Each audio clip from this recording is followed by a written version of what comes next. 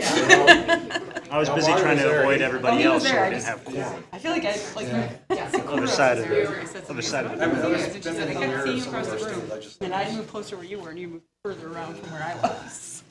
I did say 4 p.m. Mitch? Man, it's so much faster than Shabbytown to get here. Oh, yeah. 8 years. If you leave 45 minutes early, you'll get there, be there 15 minutes early. Sit around. You leave there with a half hour, you get there 15 minutes late.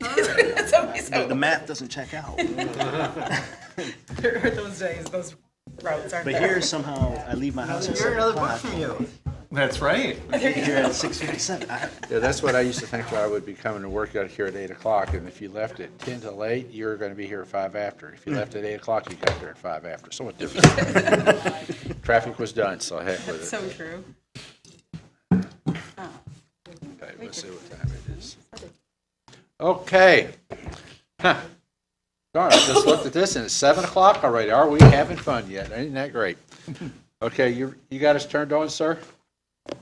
Okay.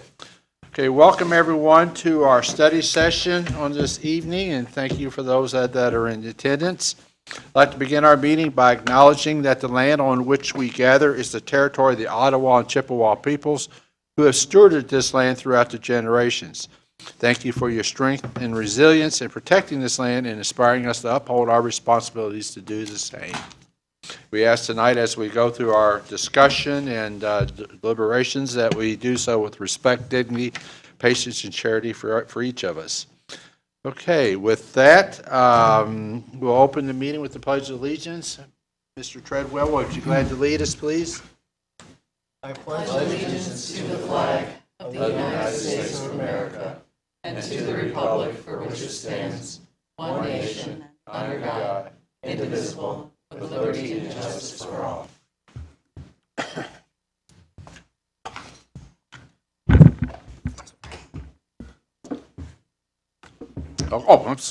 Roll call. Good evening. I went into a free zone, never mind. Hey, just enjoying a little daydream. Right? Yeah, I love it. Commissioner Werner, Mayor Pro Tem Shamrow. Here. Commissioner Wilson. Here. Commissioner Stanley. Here. Commissioner Treadwell. Here. Commissioner Colbert. Here. And Mayor Lewis. Here. Announcements from the city manager. Just to give you a heads up that the Assistant City Manager and I will be attending the annual City Managers Conference next week, and just wanted to make sure that the two of you are aware of it. Benjamin, the City Clerk, will be the acting in charge. Okay, thank you. Announcements from the city clerk, soon to be the acting city manager for 2 days next week. Yes. Everyone's allowed to bring as much confusion as you can to Yeah, let's have a good time, right? It's up for the challenge. I've got some meetings to announce for this week. The week of January 23rd. On Wednesday, January 25th, the Mobility Action Plan Leadership Team is meeting, and that'll be, again, Wednesday, January 25th at 4 p.m. in the second floor training room here in the Governmental Center. The Historic Districts Commission will meet on Thursday, January 26th at noon in the committee room. Got just a few community updates as I've been sharing due to staffing shortages. The Treasurer's Office will have abbreviated in-person customer service hours from 10 a.m. to 4 p.m. through the end of January. And now that snow has arrived again, we want to remind residents and business owners to keep their sidewalks clear of snow and ice so it's accessible, or sidewalks are accessible to everyone. Also, you heard from the immediate past chair of the Human Rights Commission last week, and she announced that the Human Rights Commission is now inviting nominations for their Business Organization Humanitarian Efforts Award, which has been established to honor and give public recognition to a business or organization that's demonstrated an ongoing and sustained commitment to helping others in the Traverse City region. And you can find the nominating form on the city's website at traversecitymi.gov. Also, we're still accepting Christmas trees, so folks can drop off their trees through February 3rd, and that's for residents at the boat launch in Hall Park. And as always, we remind folks to take the things off their trees so they can be mulched up very easily. And then it's been a while since I've reminded folks that we, about a year ago, launched a weekly e-newsletter called the Bay Brief. And we encourage folks to sign up for that to get the latest scoop on city initiatives and programs, and you can go to traversitymi.gov for that. And then just a reminder, as always, to everyone up here to please speak into your microphone, and that's all that I've got. Okay. All right. With that, as mentioned, we have 4 items on our agenda tonight, and we will not be taking any particular action on any item. As it is the study session. For our first item tonight is a report from the City Police Department regarding the police social worker coordinator's activities. Marty, do you want to start this? Yes, thank you, Honorable Mayor and City Commissioners. A number of years ago, candidly in 2015, the city police chief and I sat down and discussed the community policing philosophy. And in there was the new program of the 6 pillars of community policing that was developed through a grant through the Obama administration at that time to through the International Police Chiefs Association. And it's a philosophy that entertains a number of different approaches, but the underlying is problem solving and how we problem solve issues. And as you know, we've been having a tremendous issue in regard to the opioid use in this arena and all over the nation. It's taken a tremendous toll in terms of lives lost, including within our community. We're not unique in that circumstance. There's been a number of different approaches that we're taking, but most recently, and as you're aware of, as we've worked with this commission and previous, is to take a look at how we address the opioid use, working with tools at hand. In that particular case, we have brought on a social worker working with the police department specifically. So we do now have and have had since this last year a social worker, Ms. Campbell, on board. So at this point, I'm going to introduce Police Chief Jeff O'Brien, who will do the more formal invitation or introductions. But wanted to just kind of lay out the groundwork a little bit of the philosophy we've been working on and the goals that we've been working with you on, and now what's going on out in the field with our partners. Thanks, Mr. Coburn. Mr. Mayor and Commissioners, Mr. Coburn is just right on spot. He kind of took everything that I was going to say. I think that first and foremost, what we're presenting here is we're reaching your goals and your objectives by looking at housing and homelessness and looking at different avenues of approaching it and meeting people where they're at in their addiction.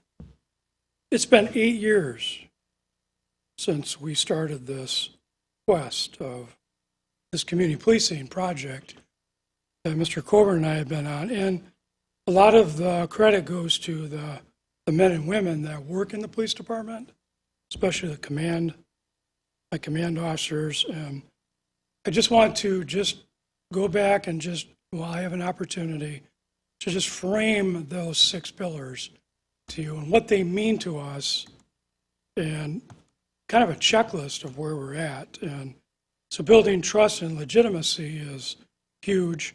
That comes and goes. It's not a given. It's something we have to work at every day. Policy and oversight, we are an accredited police agency with the state of Michigan. Technology and social media, I think we do a really good job at constructing where we're at and where we're going and where we've been and what we stand for. Community policing and crime reduction is something that we're always looking at, trying to achieve. Training and education. And officer safety and wellness is the last piece of where we're at and incorporating that within the police department. And Ms. Campbell reaches those last 3 as she tells you what she's working on. It's community policing, it's crime reduction. She's going to train and educate our officers in crisis intervention training. And in the end, as we go through our COSAP requirements, meeting the needs of the community, hopefully should be a good foundation for us to meet the needs, the mental health of our police officers that are under a lot of stress. So she's a great addition, not a replacement. She's a great addition to our police department. I'm so happy she's with us. So, Ms. Jen Campbell.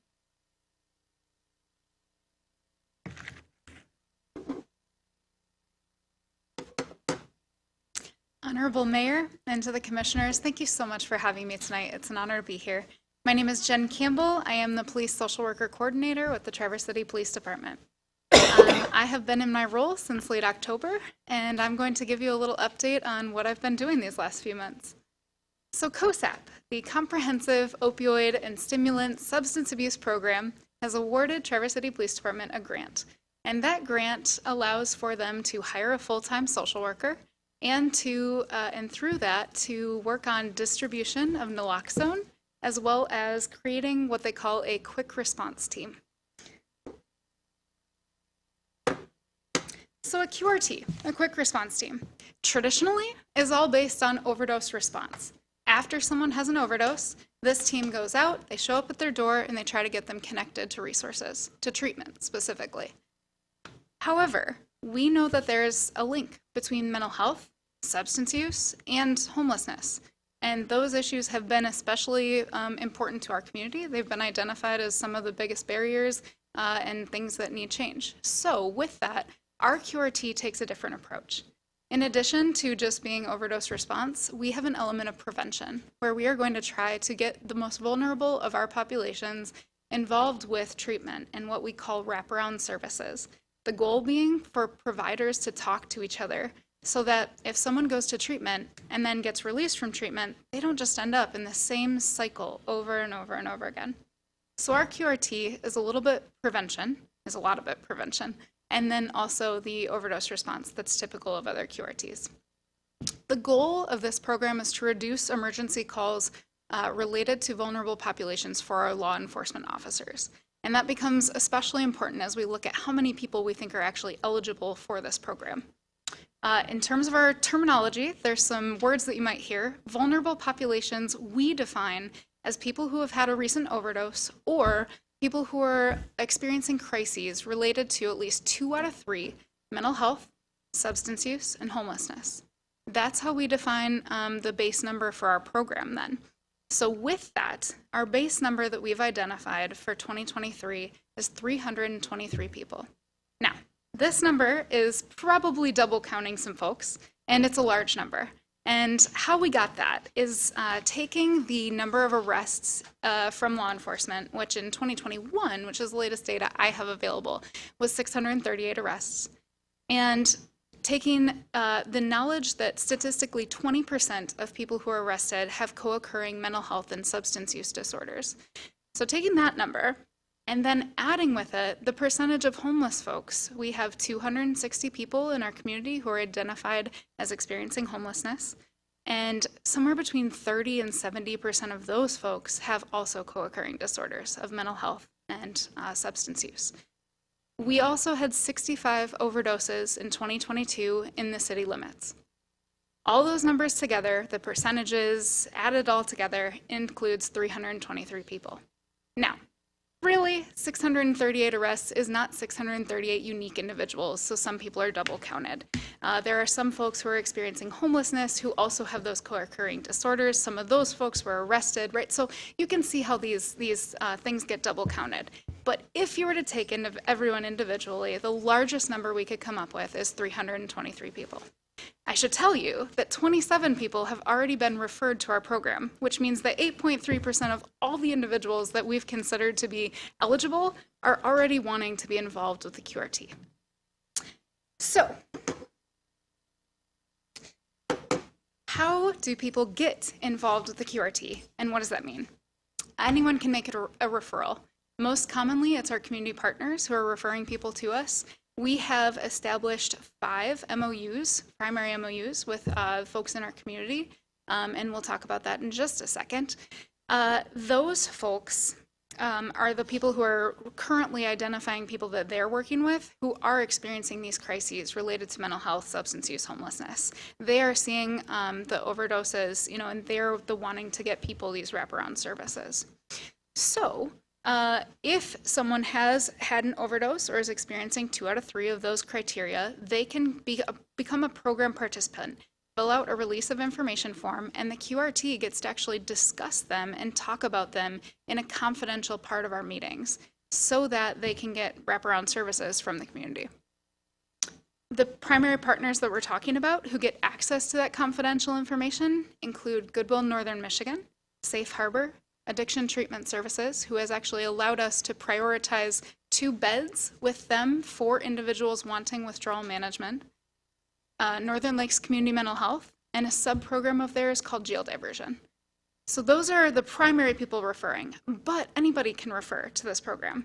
So it can be the individual, it could be a friend, a family member, and so really the referral link will be available on our website, and you can also call or email me as the police social worker coordinator, and I take care of some of that.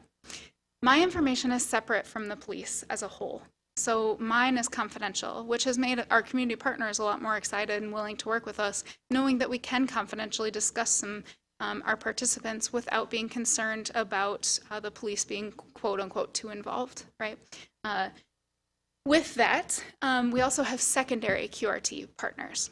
Those partners are designed to refer people to us and have us be able to get them services through those places. So we've identified 15 different secondary partners that we would like to work with, and we've talked with some of those partners already. We have more conversations to come with them.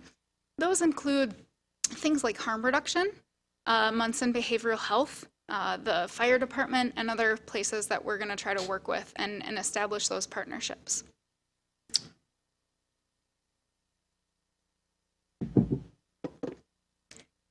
I'm sorry for anyone who's little low vision, because my yellow to light green to dark green was very mean to you. But on this checklist here, you can kind of see the progress that we've made towards our goals. You can see that we are doing really well because they've hired a police social worker coordinator. That's me. We have established protocols for our QRT, and we've looked at and worked on these evaluation measures and program documents. Those things we are doing very well on. That's the dark green check marks that you see. The light green check marks are indicative that we've made some progress, but there's more to be done. Those things include the MOUs, which, like I said, we have some, we want more. The training of law enforcement regarding overdoses, that training gets provided to law enforcement officers, but we'd like sort of an official and new training, especially for some of these newer officers, and or just to make sure that we have the most current data available. So that's something that ATS has already provided, Addiction Treatment Services, has already provided to other folks in our community, but we're going to tag team with them and then provide some training to our officers as well. We're going to distribute naloxone kits. There are several places where individuals can currently get naloxone kits. One of those is ATS. They can get them from harm reduction. We have some available at the law enforcement center, and there's a lot of community placement. There's even newspaper boxes that are around Safe Harbor and the library that are available for these kits to be distributed. The goal is to track that distribution a little better and to make sure that we have kits that if people want to come to us and get a kit, they can.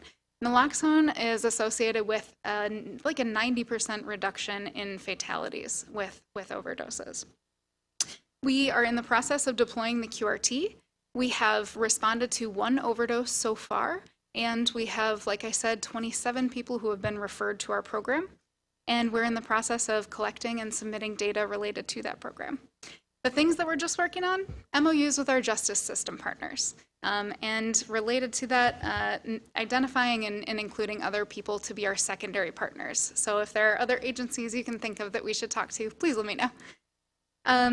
We are also in the process of training officers on the QRT. We've written down all of our policy information, but we have to get that all prepared, and that is getting uploaded on our website very soon. And that's where we're at with those. The list of accomplishments, I've gone over a lot of those, but here's a sort of visual example of the things that we've experienced just over the last 3 months. We've been called the Golden Child by U of M and the COSAP team because we are actually doing the most work implementing the QRT right away. And so, thanks. And so we have also had Muskegon Police Department and Owasso Police Department reach out to us for help in setting up their QRT. So our model is novel, and it really speaks to what's highlighted. We just went to a conference that talked about the importance of prevention, and our QRT really highlights that in its organization. Specifically, the figures up here, it says 24 QRT referrals. We now have 27 before our forms are even completed. We have those 2 withdrawal management beds at ATS, some of the MOUs completed, and 15 secondary folks identified. We've held our first QRT meeting. We had about 16 folks in attendance from those 5 different agencies that we were able to discuss a little bit about the QRT. And we have created information for naloxone kits, the policies, brochures, and a website. That's all in progress. The required documentation for our COSEP grant is on the left, but we've also created additional metrics that we want to track.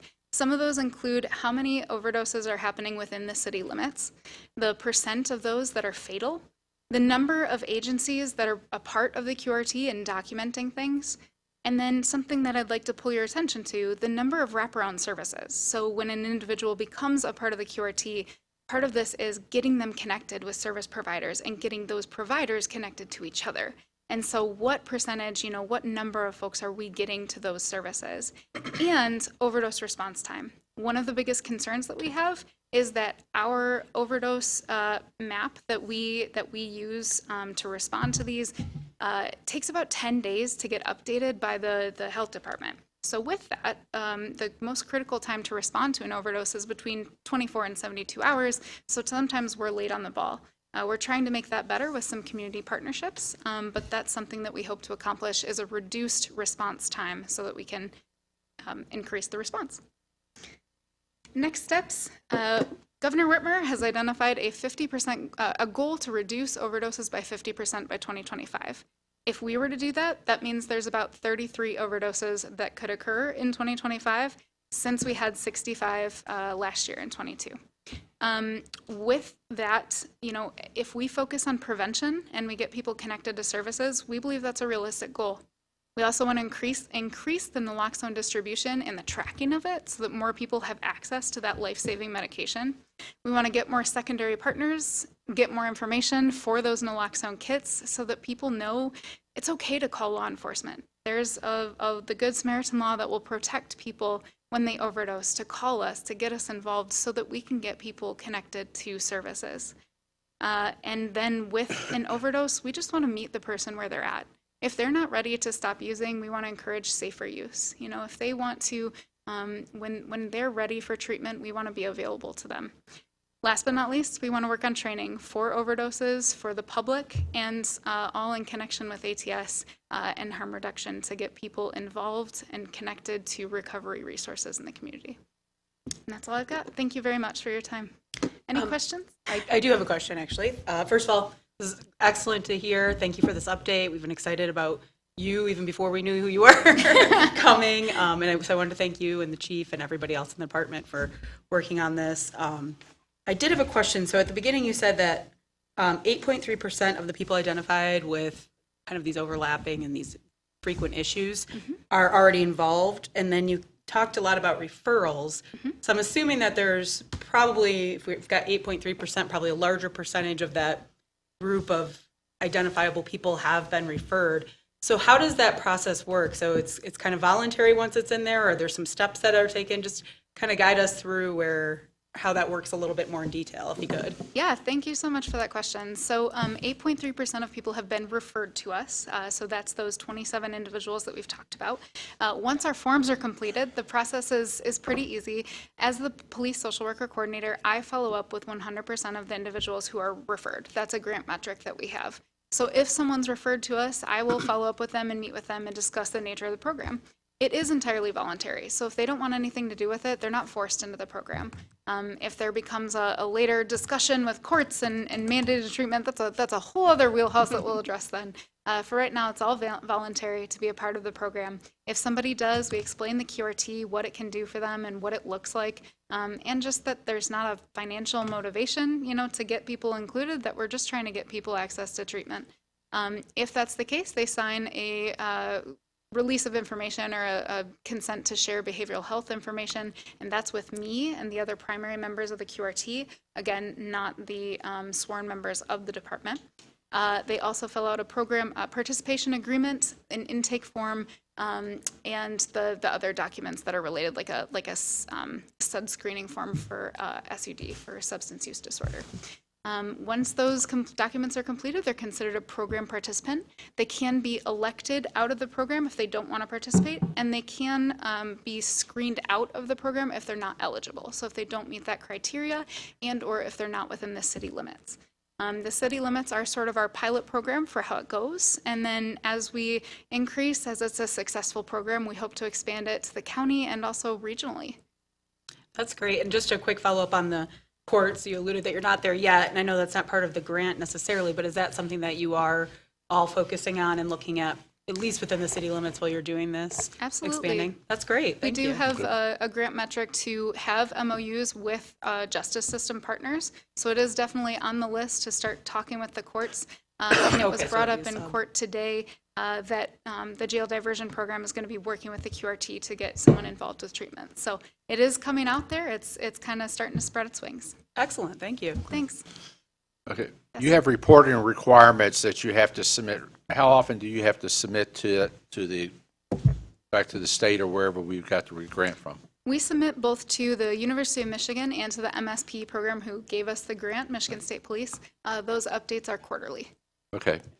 So, so your first quarterly update will come sometime in March? We actually just submitted our first quarterly update technically our second. The first one was done as I was just hired, basically saying everything was in process. The one that we just completed today actually talked about kind of the last 3 months and where we are now, a lot of this information. Could I suggest and hope that, I'm excited that you're moving this forward, and we have met before when you're working with the homeless, and that I do appreciate. But I don't need to see it every quarter, but if I got one every half a year, like the report that you would submit in Absolutely. for June. At least we could see how you're moving forward in doing that, and so. Okay. Absolutely. Even if it's a written form or a written, Sure. don't necessarily have to come back and be in front of us, but if you'd like to, that'd be great too. Great publicity. Okay, so, I do have a sort of compiled list monthly of the various achievements that we have as well. I'm happy to share that document with you, run it up our chain of command, and then with the Okay, chief's that's approval, fine. share it It's with just- you guys as well. I think this is a great program that you're working on, especially the way you're going through it. And if U of M think you're a golden child, I mean, I don't want to do anything to ruin that one, so I won't mention anything about Michigan State, so let's let it go. Okay, Ms. thank you. Stanley had something. Okay.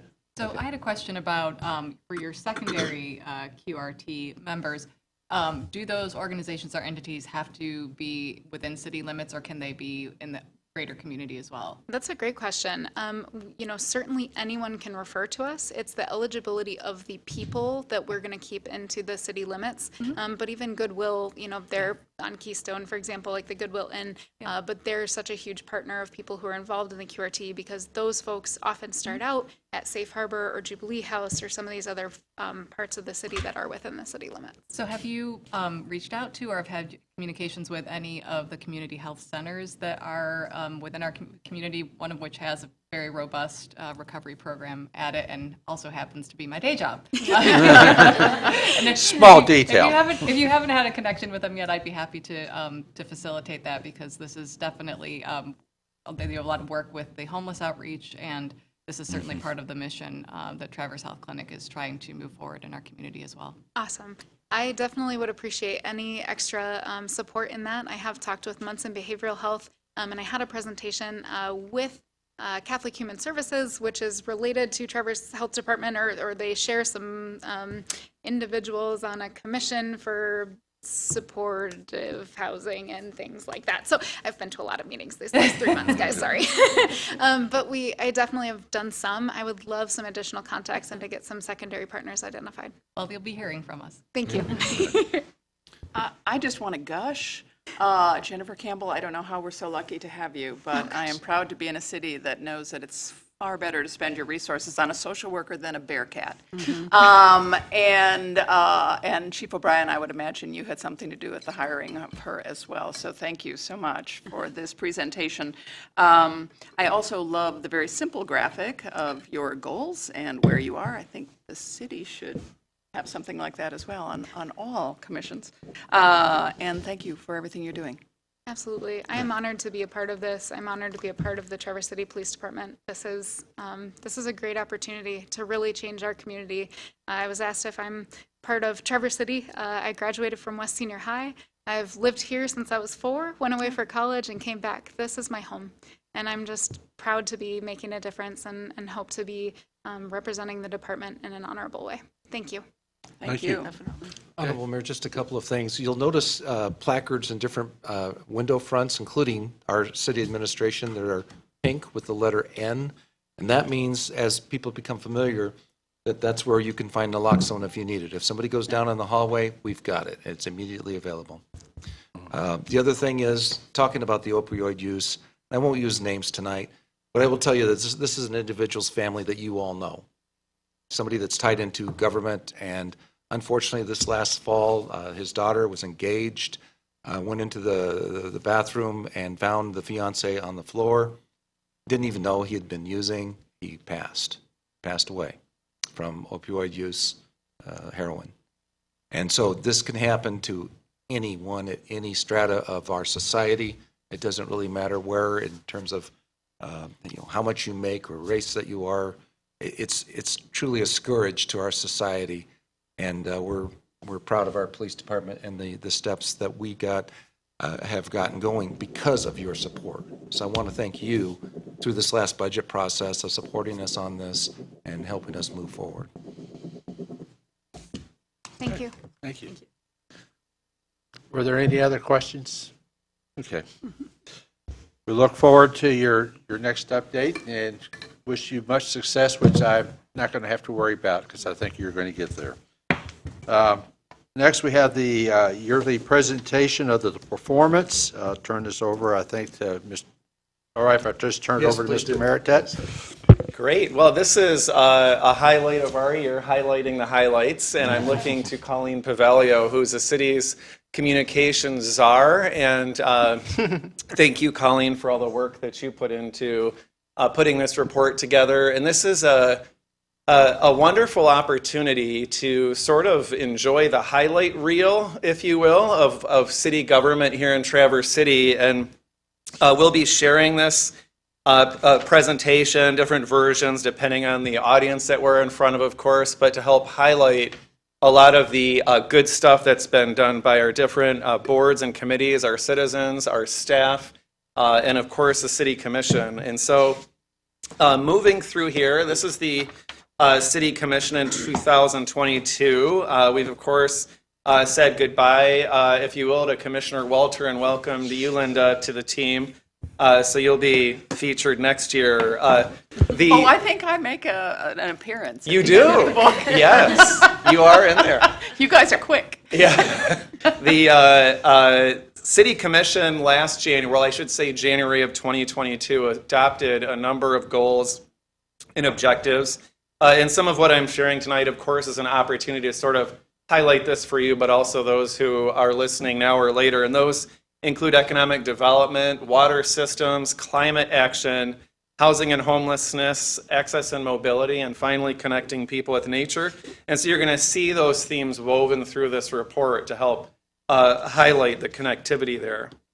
So of course, there's through those different goals and objectives that were adopted, while the city has a number of resources, our human capital, our financial capital, and so forth, it also takes funding from outside agencies, and you'll see here on the screen and in the PowerPoint in your packet that the city received nearly $10.5 million is funding from outside entities, and that's helped us move the needle even further.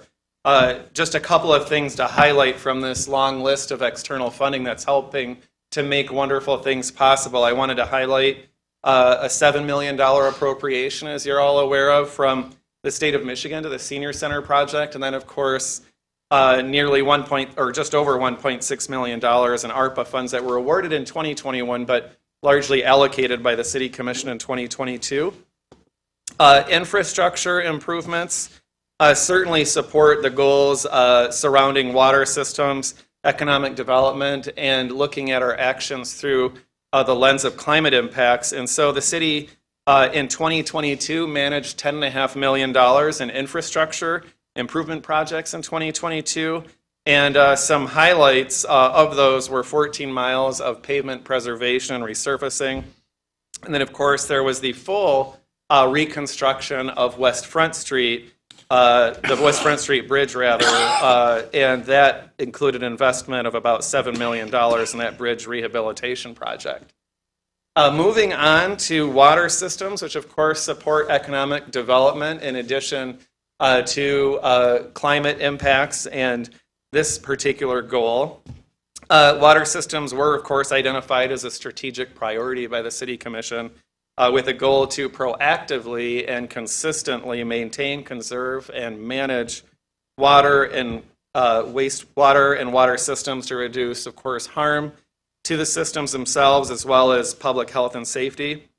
And in last year alone, there were about $3 million in investments in the wastewater treatment plant and the water, sewer, and collection system. And finally, the City Commission adopted last year the 5-year project plans for drinking and clean water, and that's going to result in the next 5 years of about $48 million in infrastructure improvements. So that's about $10 million a year. So that's certainly impressive and something to celebrate. Climate action, in this category, of course, climate was identified as another priority of the City Commission, and with a goal to address climate within all of our city priorities, goals, policies, and actions. And so the city's green team, composed of both department and community liaisons, is working to create a plan to become carbon neutral before mid-century. There's a number of initiatives here on the screen that move us toward that goal. And to show that the city is walking the talk to a degree in this area, the city was honored with the Michigan Green Communities Gold certification in 2022. And that's an annual program that serves as a guide to help communities measure their progress towards sustainability. And then finally, in this area, 2,562 trees and seedlings were planted in the city and Brown Bridge Quiet area. So that's something in that same important area that we're moving things forward. And then access and mobility. So right here near the Clinch Park waterscape is a fun picture of someone.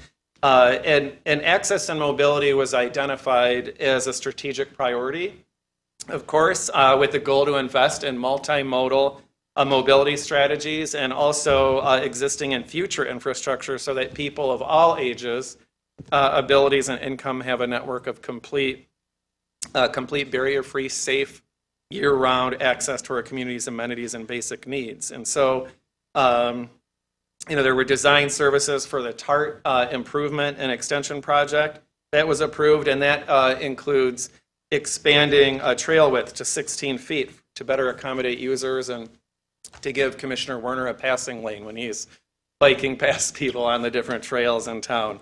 And then, of course, a major project regarding transportation involved the two-way conversion of State Street, Boardman Avenue, and Pine Street as a 2-year pilot to evaluate improvements in the grid system and so forth. And then moving on, this project certainly deserves its own slide because it's a dream that took 30 years to become a reality, the Boardman Lake Loop Trail.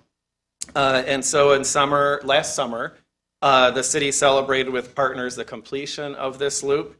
Bicyclists, pedestrians, and users of all abilities can now circumnavigate the lake, which is a 339-acre watershed.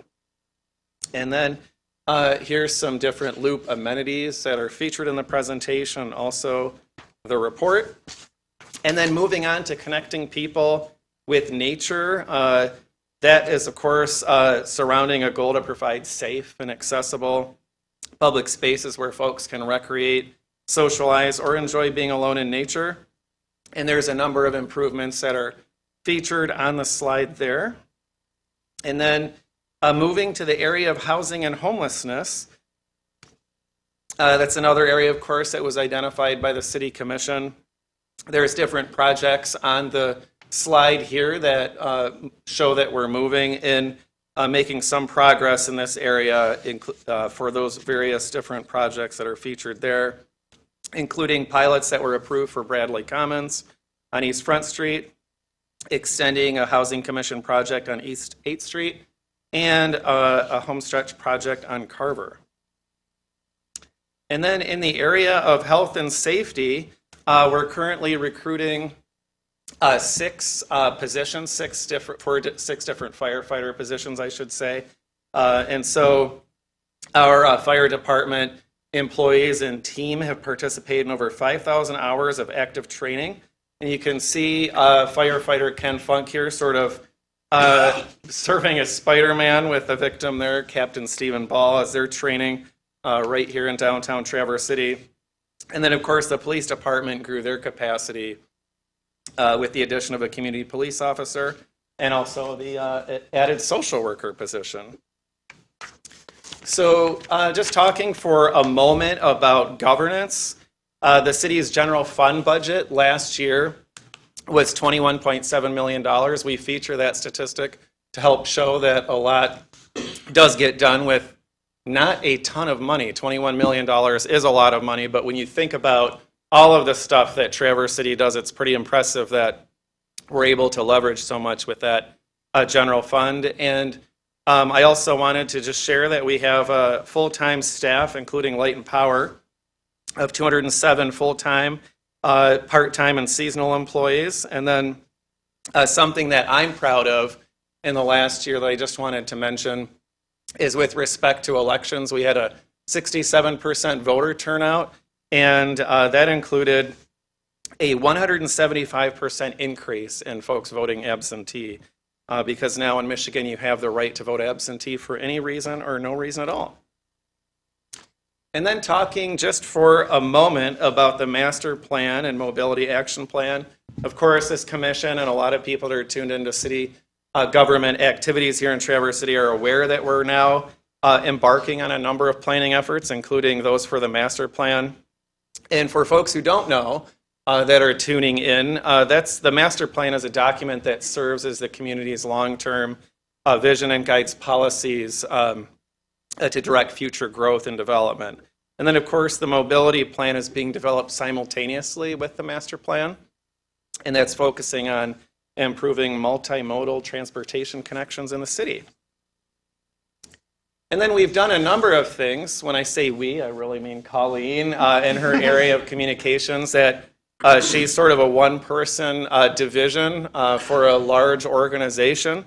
And so we've seen significant growth in the communication landscape. We've launched the Bay Brief, which I mentioned tonight. We're still encouraging folks to sign up for that.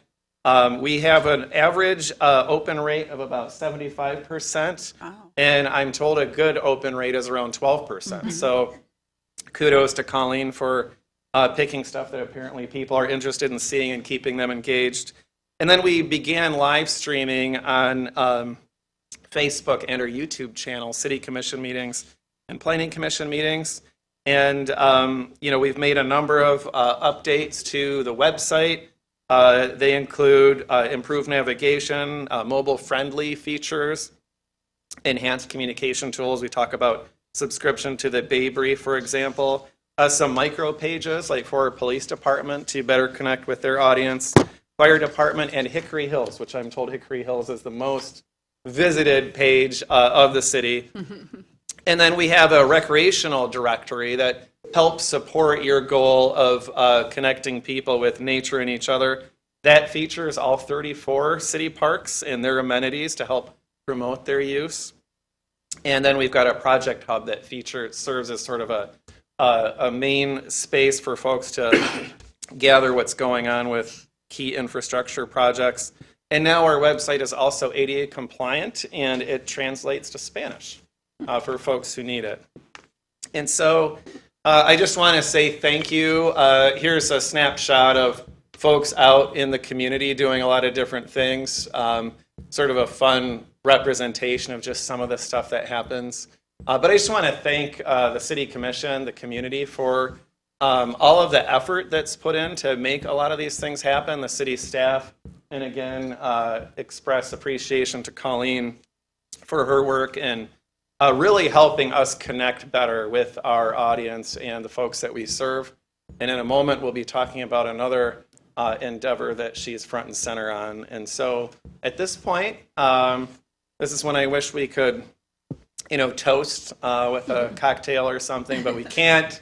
So I just want to open it up for any questions or any comments, or if you just want to share something that comes to mind when you take this opportunity to reflect on about a year of some pretty incredible stuff. We're not perfect, but a lot of stuff gets done and done quite well.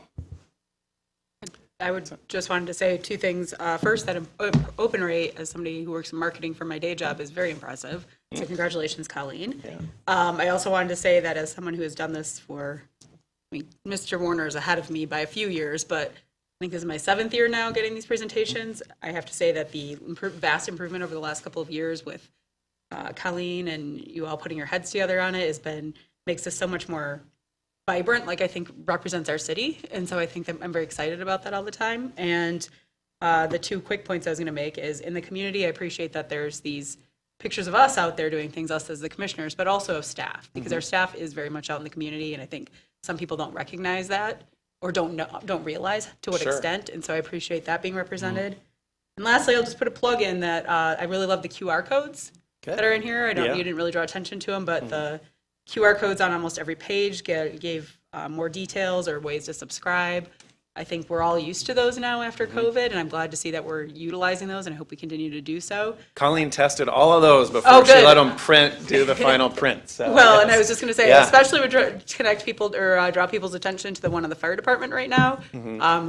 Not that kudos to all of our staff for being very creative, but the recruitment video that the fire department put together that I caught a couple weeks ago is very clever and fun. And so I hope people continue to share that because it was a great effort by them, and hopefully we'll draw some good attention to us to get some good recruits. Great, thank you. And thanks for acknowledging the way that this report has been leveled up. I was going to show a snapshot of the 2011 version and today just to say, look how far we've come. Thank you, Colleen, but you get the picture. And so thanks for acknowledging that. Anything else? Thank you very much. I have to gush again. How lucky we are to have Colleen and that she is working with the city now. I can't tell you what a difference it makes, and we really, really appreciate your work, Colleen. Thank you. Okay. Thanks for saying that. Yeah. Mitchell, yes, Yes, sir. as I'm sure you're aware, that getting this is one of the highlights of my year. I'm happy to now have another one to add to my collection. But a small issue I have is in this section, the lower right picture is the same picture of Pro Tem Amy Shamrow and the Cherry Festival Court. Oh, I'm overrepresented. No, it's I the love same the one. picture of No, Marty we're just and trying to Julie make Clark. it look like she's Marty, there that's such a every beautiful year. picture. I have Every been year. there the last couple of years, to be fair. So far, she is. We 'cause need to I'm not a- Photoshop new outfits on Mayor Pro Tem Shamrow so this doesn't get discovered. That's true. I only have Yeah. one red shirt, actually, so that's why. All right, let's get her a new red shirt. There you go. Great. Thank you very much. She has one more than I own. So there you go. You don't have a Cherry Festival polo? No. Yes, I do. I have 3 of them I was going to say. over time. And All right. probably a pit spitter's shirt as well, don't you? No. Okay, next we have a presentation of a program which is being launched later in the spring. Remember, spring doesn't start until March 21st, so you got plenty of time yet, Colleen. Thank you. You're welcome. So anyway, with that, is it okay if I just turn it over to Colleen? Thank you. Colleen, it's all yours. If I may, I just wanted to say a couple of things. First is I want to again thank Colleen Pavelio for just fully embracing this idea. I talked to her about this concept of a city academy. And she and Katie Miller on the team will be running the program with Colleen serving as director. And just Colleen will go through it, but this was based on a University of North Carolina model, which took the best of city academies from across the country and kind of gives us a recipe. And we've adapted that to Traverse City flavor. And so the vision for this is really to inspire folks to connect with the city in a way that they haven't before by providing really engaging and informative sessions. And hopefully, therefore, building the pipeline of folks that want to serve on the city commission, on our appointed boards and committees, and in less formal ways, so that they can tune in and contribute in sort of a more meaningful way, and so that we can make sure that city government reflects the different types of folks that help make this place the fantastic place that it is. And so I'm thrilled that Colleen's going to be leading this, and with that, I'll stop talking. Thank you, Colleen. Well, thank you so much. Thanks, everybody, for having me to talk about City Academy. And we'll start with what is a City Academy. This is an educational program for citizens to be informed about issues surrounding city government that focuses on developing an inclusive, collaborative, and effective relationship that's really built on trust. We have 3 goals for this program, and they are knowledge, community relations, and involvement. I'm going to read these because they're very important to us. So knowledge, bless you, informing citizens about how the city is organized and how services are funded and delivered through firsthand involvement, and creating opportunities for mutual learning. Community relations, building relationships with city staff by developing open lines of communication, by reducing barriers and developing social capital for meaningful dialogue and collective action. And then lastly, involvement. We really want to grow a pipeline for substantial citizen involvement in the form of boards, commissions, and committees, and then also build ambassadors for the city. The program was developed, as Benjamin said, based on a national model. Benjamin had us read a really thick textbook, which I read it all.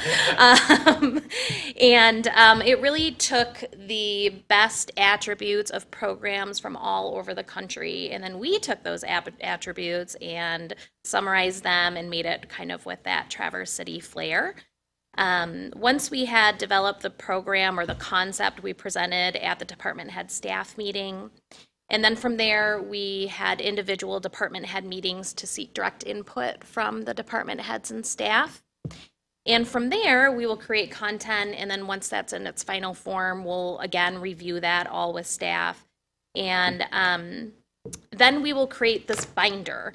And who knew, that the QR codes would really make such a comeback. But, we can't cover everything in this program, and that's what was nice about the textbook, is that it really helped us focus on those high-level items for municipal services. So with the binder, we'll include items like how the city is organized, mission and values for appointed boards and commissions, and then really be able to include additional elements that we couldn't cover in detail in the program. So that will be a very important piece to this program.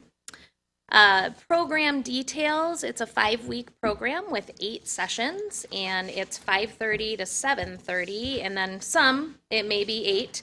That will kind of depend upon, as we're working out those times. But because it is in the evening, we are going to feed everybody, so we'll provide a meal each evening.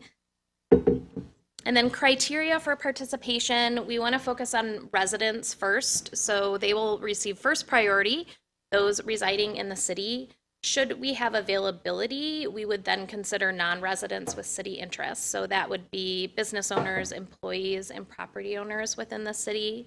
And then beyond that, non-residents, so those residing outside of the city that reside in the Grand Traverse region. And the reason why we are really opening it up beyond residents, should there be availability, 1, because it's not a bad thing to have ambassadors for the entire city outside of the city limits. And 2, we do have a number of boards and commissions that accept non-resident seats. And so this would be a great way for those individuals to participate. We want to create a very welcoming environment with diverse representation 18 years of age, 18 plus years of age, 12 to 15 participants. The criteria for acceptance will be developed on a wide representation of the city. We really want the academy to look like the city. So it'll be based on demographics and then also their interest in the program. And then should we exceed the amount of applicants that we can accept, they will be placed on a waiting list and then given priority for the next year. We certainly, don't want to turn people away, but that would be a really good problem to have. So with that, I'm going to just briefly review each of the sessions. And while developing the sessions, a lot of intentionality was put into the agenda based on experiences. So the time of day, we Googled when the sun was going to set, what's the best time of the year to plant a tree when the city does their spring planting. So there was a lot that went into creating this puzzle. And and it all fits really well. So you'll see that each session is very educational. It varies as far as content. Some are very presentation oriented, some are very experience based, and that was intentional just to keep the participants' interests very piqued. So session 1 is the city we live in, and that will be located at the Governmental Center. This is really your introductory session, so we'll do an overview of the city government organization with the manager's office. We'll have some icebreakers. We're going to do this photo journey exercise. That'll be a little homework before the participants start. And then we'll really just do an overview of the program. So this is kind of the welcoming of the program. And then session 2 is our public face and our public safety. That's going to take place at Fire Station 1 with the city clerk's office, the Traverse City Fire Department, and also the Traverse City Police Department. For each department, we'll kind of cover an overview of the department, but also kind of hot topics. So we'll likely talk about the opioid crisis and our new social worker. We'll also have interactive activities for this one, so maybe shooting off a fire hose. I'm working with the fire department on that one right now, really angling for that one. Session 3 is paving our way to future sustainability, definitely a play on words here, but that will take place at the city garage. That'll be mostly an overview of the Department of Public Services. We'll tour the garage, we'll get to see the equipment, and then we'll move into sustainability with Traverse City Light and Power and the green team.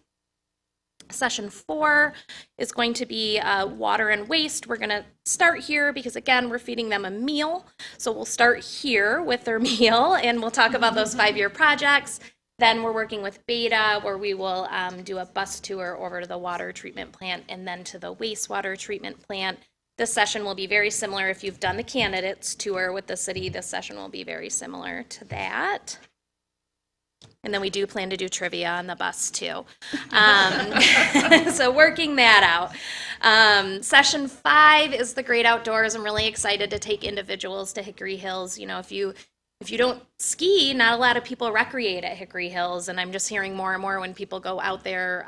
We were doing some stakeholder sessions for the master plan, and so many individuals hadn't been there and they really enjoyed the facility. So I'm glad to show off that lovely facility.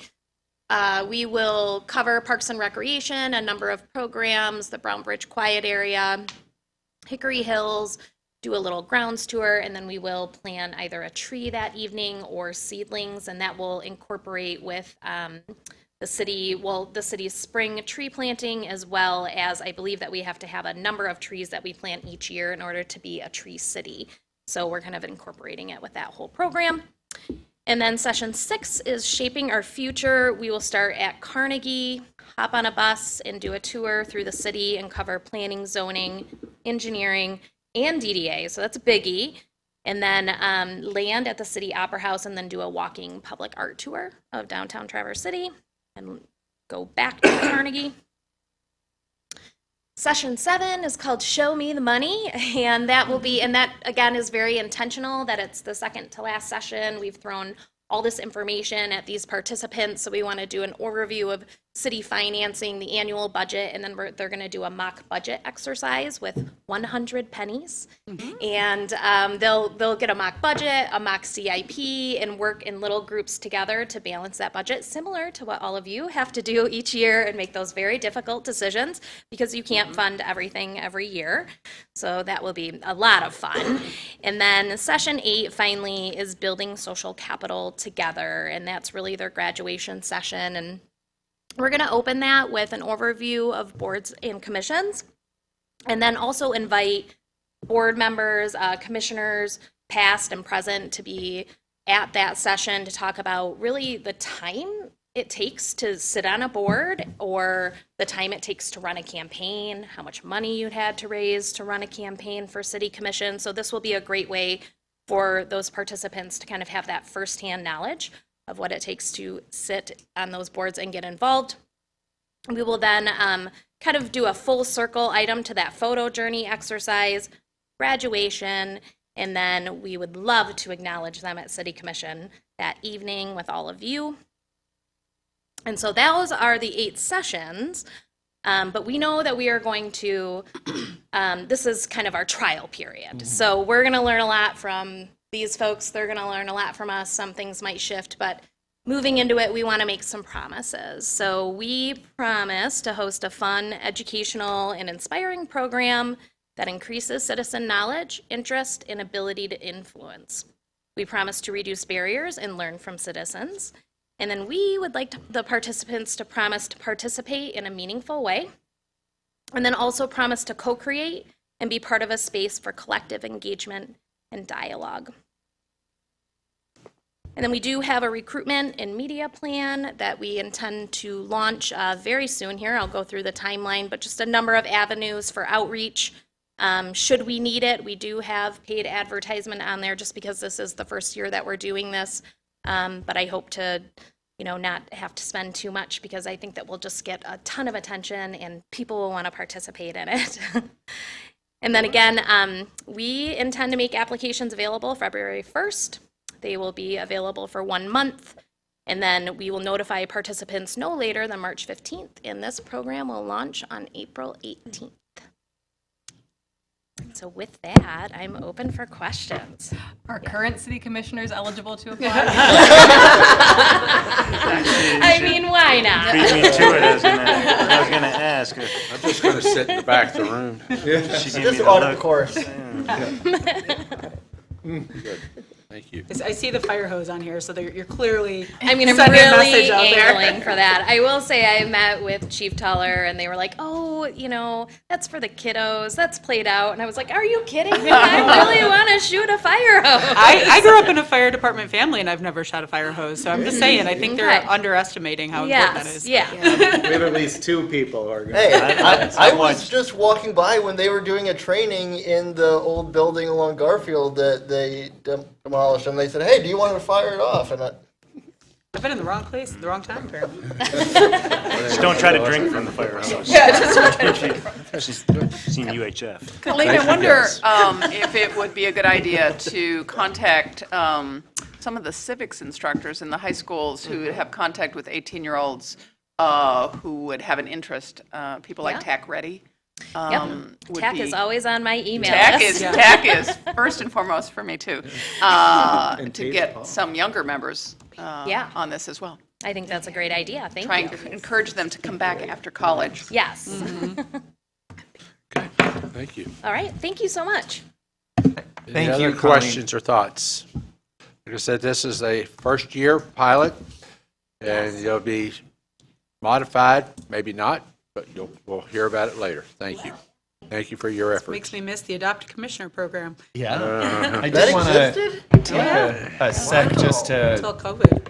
just to thank all the different departments and the city manager who have embraced this idea as well. I mean, it takes energy and cooperation and collaboration, of course, from a whole lot of folks. Colleen and Katie are the ringleaders, but everyone's going to be participating, and we're excited to see the results, right? Yeah. And I know this is something you've talked about several times over the many years now, Benjamin, so I'm excited to see it going in such capable hands. Yeah. Yeah. Okay. All right. Our last item on the, other than public comment, we are, need to consider is a request that we go into closed session to discuss an attorney-client communication and trial and settlement strategy. So first of all, I will entertain the motion to do so. Don't everyone get in a rush. Who's got theirs open? I gotta read it out. Linda's got it. I move that the city commission enter into closed session immediately following the public comment portion of the agenda to discuss trial and settlement strategy as allowed under MCL 15.268E. Support. Okay, we have a motion to support. All in favor of the motion, say aye. Aye. All those opposed, say nay. Okay. The other item, what you're going into closed session for is that, one of the elements, I have a son-in-law that is under contract with a particular party to work through the issue. I have not had any contact with that son-in-law other than to know that I know that he is in contact. Reviewing this with the city attorney, don't have an official conflict of interest, but there's also the appearance or perception of a conflict of interest that, he does earn a living. I have no other interest other than I know he's gainfully employed and he's supporting his family, and I don't have to. But I'll leave it up to this body whether they believe that I should be engaged in this discussion or I should be not engaged in the discussion. The perception of appearance could be worse than actual. So. I think Richard's very cranky to everyone, so I'm sure that applies to his son-in-law as well, so Oh, I have no concerns. I'm horrible with them. Okay. I have no problem with that, but Ben was distracted, so he didn't remind you that you needed a roll call vote. Oh, yeah. Okay, I will take that back in a minute. Next time, throw something at me, would you? Thanks. Okay. All right, I'll take it back. If no one has an objection, then we'll continue forward, but I need to put it on the record as such. Roll call vote for the motion, please. Commissioner Werner? Yes. Mayor Pro Tem Shamro? Yes. Commissioner Wilson? Yes. Commissioner Stanley? Yes. Commissioner Treadwell? Yes. Commissioner Colbert? Yes. And Mayor Lewis? Yes. Okay. With that, we are down to public comment. We have a couple of students here. We'll sign your papers right after this, okay? Thank you. Good quick meeting. Before we begin that, can I just ask a question? The person taking photos, are we allowed to ask what those are being used for? It's just what? And it's certainly permissible. It is? Anyone can, yes. Okay, thank you. I'm new. Okay. Okay, anyone that wants to address the public, please do so. Mr. Mariette, would you please read the rules for public comment? Certainly. Anyone wishing to address the commission this evening, please state your name and address, indicate if you're a city resident, non-city resident, or city business owner. We've got a 3-minute time allotment. When your time is elapsed, the timer will beep. And we ask that all language be respectful to everyone. Thank you. All right, Justin Reed, Traverse City of Michigan, 630 Cottage Drive, apartment 1B. My public comment is talking about the west side parking deck they approved on Monday. Part of my thing is during Cherry Festival, I help with a fundraiser for Traverse House Clubhouse. And so when I help with the fundraiser, I have to talk with the Kilkenny and the and North Peaks employees for not parking in our lot for the fundraiser. And their thing is, well, I can't find any parking anywhere. So with this West End development, depending on what the framework and the hours are for that West End parking deck, I can say, no, you can park at the West End parking deck. So I say yay for the West End parking deck. I think that is a very good idea. However, depending on the hours, because most of the restaurants and most of the bars, employees work pretty late. So right now, as it is, 2 parking decks are open until midnight. Most of the employees that work at the restaurants and bars have stayed a lot longer than midnight. So my thing is maybe with this parking deck being approved, maybe there can be talk with the DDA about the hours of the planned parking deck. And I think the DDA did a pilot program with the employers downtown with the beta and with trying to work out like a permit pass or offering employees discounts for parking. So I guess that would be another discussion. Maybe an ad hoc committee can be formed again with a DDA or some capacity in that matter. Thank you. Anyone else? I got to make one clarification here. All we have done to this date, as you were referring to, is purchase property for the location of a proposed parking deck on the west end. Details, authorization, final drawings, funding has not been approved and won't be for a couple of years, more than likely. So we're a long way off before a deck even starts construction or will be finalized. So you're still going to have to deal with with the parking lot you're dealing with for a number of years. But I just want to make it clear, a parking deck has not been approved, but we have bought the land that's needed if and when that happens. Thank you. All right. With that, any other public comment? All right. We will retire to our session. Where are we heading? In this room back here? Okay, thank you. Students, if you'd like to come up, we'll get you your signatures. Thanks for being here. And Picked a good one. You picked a good one because usually we make you wait 2 hours. Yeah, compared to last week. Good one to come. Sure thing. So you want to do that? This is second. Okay. Yeah, sometimes they're like 3 What hours. was that meeting where we finally approved Now you our want people? to, Not nearly as fun. Good job. See you tomorrow. That was a doozy. so, Sure, no problem. Oh, good, good, thank you. yeah. Who's your Well, applications will be available first, so look for it. You go to our website? Okay, all right, it'll be on there. Okay, you're welcome. Oh, you want your pens? Yeah, nice pen. You don't need to steal that from girls. I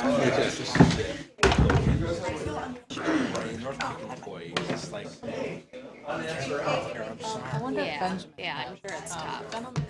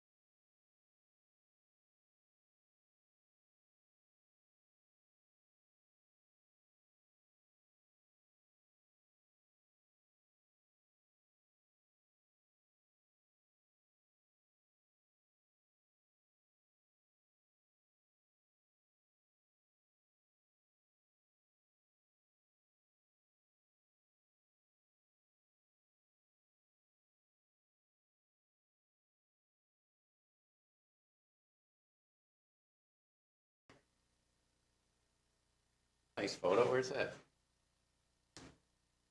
It's not ours. Oh, we don't have palm trees just yet. No, Global warming. We got a quorum. No, all right, unless there's any other discussion, I hereby declare this meeting adjourned at 9:08. See you tomorrow, Mark. I didn't hear any other discussion. Okay, good. Talk to Sarah. Sarah Ernst, I guess. Oh, What's that? I just got one more. yeah, great. For February 3rd. I think the what?